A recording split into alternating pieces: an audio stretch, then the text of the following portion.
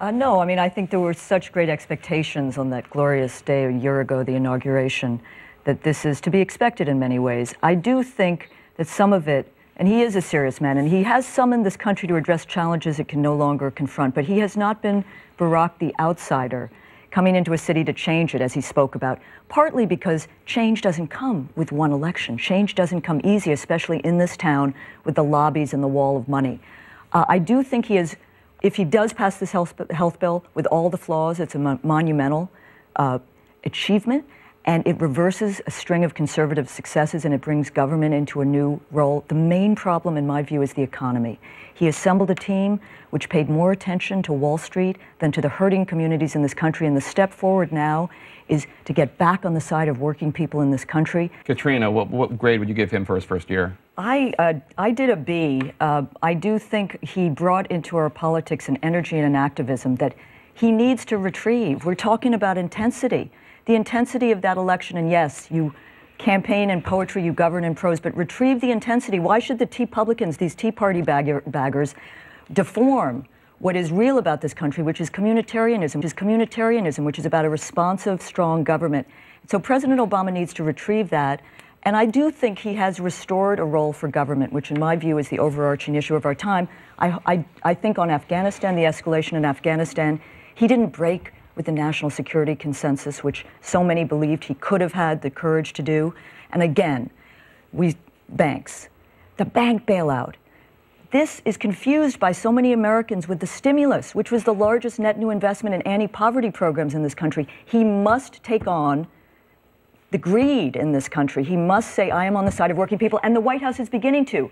George is moving, but the levy on banks is critical. So is the financial transactions tax, and a windfall on bonuses, and then real financial reform. Take on the army of lobbyists and show you are on the side of the people. That is the arc of history I'm amazed you gave in our him country. With all these things you want him to do, I'm amazed you gave him a B. Because I believe that there is the potential, and you know what, I believe it because I still think that he is open to pressure from below, and that is where great social change has come in this country. Donna and I were talking earlier. If Martin Luther King Jr. were alive, he would march on this White House because he would say, don't escalate the war in Afghanistan. Get on the side of working people, because if you don't, you are going to undermine the reform agenda and the possibilities of a great presidency. We need from below, and I think this president is capable of Mr. moving. Will, I sense that you have something you want to say. Well, first of all, he's hired an army of lobbyists, so it's hard for him to take on the lobbyists en masse.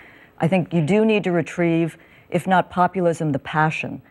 Part of what President Obama, I fear, did in the timid response to the unemployment situation, which is, by the way, a legacy. If the Republicans were in power, we'd have a barter economy and 25% unemployment. But he opened the door to the teabag intensity, which has real force, no question about it, and could undermine a generation of progressive work. So I think Democrats need to retrieve that intensity and take back.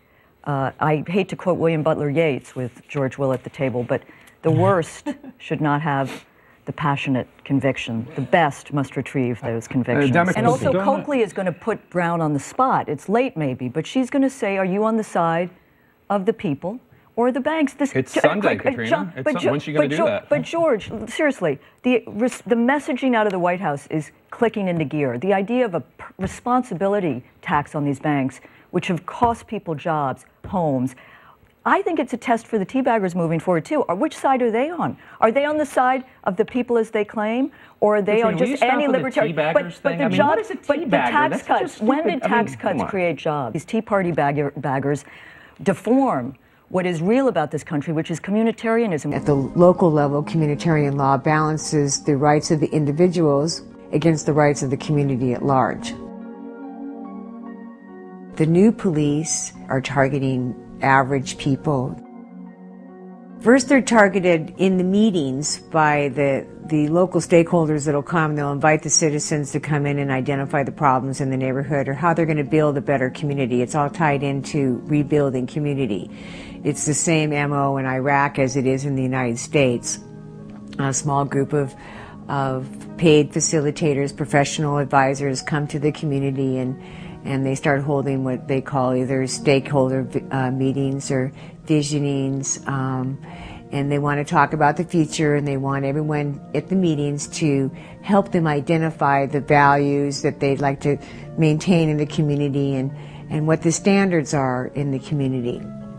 And in these meetings, they also ask people to identify problems in the neighborhood, and so this is your opportunity, if you're that kind of a person, to go in and talk about that neighbor down the street that is always working on his car, or he's got a loud motorcycle that his friends are always coming over at 2 o'clock in the morning. I've heard a lot of different petty little neighborhood complaints come up in these meetings, and then they go from that point to maybe they need to investigate this person, investigate their friends a little bit more. I kind of narrowed it down to you're either an asset or you're a problem.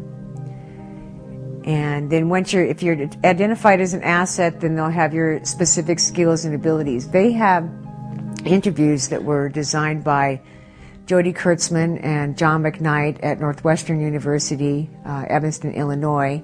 It's an 11-page interview of questions, very in-depth questions, whether you know how to bathe a 6-month-old baby, if you can take care of elderly people, can you cook, can you sew, can you clean, can you vacuum, can you wash windows.